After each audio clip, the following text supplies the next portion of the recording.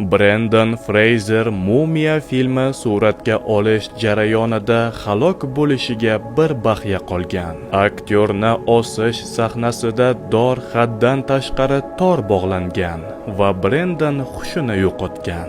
Ammo u chinakam dahshat hali oldinda ekanligini bilmas edi. Aktyor dublyorlarni yoqtirmasdi.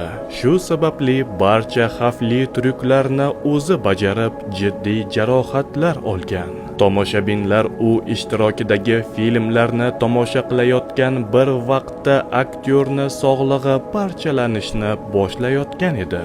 Biroq eng katta zarba sog'liqdan emas, balki uni tashqi ko'rinishi ortidan kelgan.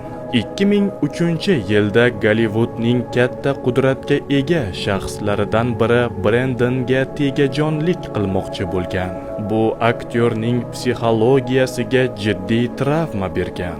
Aktyor o'zini industriya ichidagi tashlandiqdek his qilgan. Vaqt o'tib katta ekranlardan g'oyib bo'la boshlagan. Onasidan ayrilgan. Oilasi bilan ajrashgan. Depressiyaning tubiga qulagan. Tomoshabinlar Mumiya yulduzi qayerga yo'qoldi deya savol berayotgan bir vaqtda Brendan shunchaki bugungi kunni qanday yashab o'tkazishni o'ylayotgan edi. Ammo bir kuni Darren Aronofsky uni Kit filmiga taklif qildi. Aktyor ushbu filmdagi roli sabab Oscar olish uchun sahnaga ko'tarilgan vaqt tomoshabinlar u bilan birga yig'lashdi.